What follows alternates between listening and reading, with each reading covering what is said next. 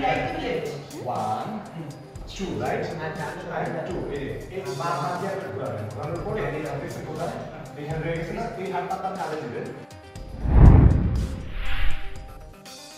ঢালিউডের জনপ্রিয় অভিনেত্রী অপু বিশ্বাস বলেছেন, আমি নারী ও শিশুদের নিয়ে কাজ করতেই রাজনীতির মাঠে নেমেছি, কারণ আমি এই বিষয়টার সঙ্গে সরাসরি জড়িত।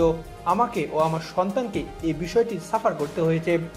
একাদশ সংসদের সংরক্ষিত নারী আসনে এমপি হতে আওয়ামী লীগ থেকে মনোনয়ন ফরম কিনেই এমনটি জানালেন ঢাকায় চলচ্চিত্রের বিউটি কুইন অপু বিশ্বাস। তিনি বলেন, আমি বুঝি একজন নারীকে কতটা সমস্যায় পড়তে হয়। নারী ও শিশুদের বিভিন্ন সমস্যায় তাদের পাশে দাঁড়াতে চাই। আমাদের মমতাময়ী মা প্রধানমন্ত্রী যাকে যোগ্য মনে করবেন তাকে কাজ করার সুযোগ করে দেবেন। শেখ হাসিনার নেতৃত্বে যেভাবে দেশ উন্নয়ন, সমৃদ্ধি ও অগ্রগতির পথে এগিয়ে যাচ্ছে, তারই ধারাবাহিকতা অব্যাহত রাখার লক্ষ্যে তরুণ প্রজন্মের প্রতিনিধি হয়ে আমি মুক্তিযুদ্ধ ও নৌকার পক্ষে ভোট দিব। আর এ বিষয়ে অপু বিশ্বাস বলেন, আমি গেল নির্বাচনে নৌকার পক্ষে মাঠে কাজ করেছি। নিজেকে রাজনীতির সঙ্গে জড়ানো ও মুক্তিযুদ্ধের সপক্ষে থাকতে পারা বিশাল সৌভাগ্য বলে মনে করি। আমি মনোনয়ন ফরম ক্রয় করেছি, এখন বাকিটা উপরওয়ালার ইচ্ছা। এসেছি শুধুমাত্র শাওন ভাইকে সাপোর্ট করতে, আর তার চেয়ে বড় কথা আমরা নৌকায় সাপোর্ট করতে এসেছি, কারণ নৌকা। আর এদিকে অপু বিশ্বাস ছাড়াও এমপি হওয়ার জন্য মনোনয়ন কিনেছেন তারকা জগতের অনেকেই।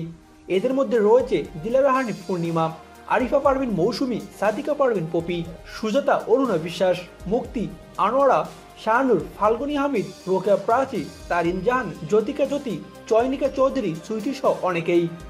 এদিকে শ্বশুরবাড়ির জিন্দাবাদ 2 নিয়ে ব্যস্ত অপু বিশ্বাস। কোন ছেলে আর এসব কি বলছো? তুমি হাসছো কেন? আরে বুদ্ধ,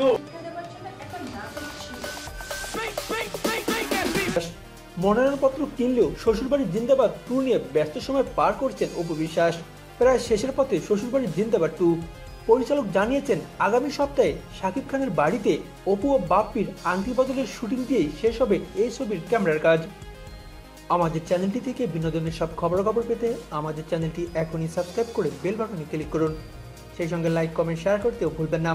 আপনাকে অসংখ্য ধন্যবাদ আমাদের সাথে সময় দেওয়ার জন্য।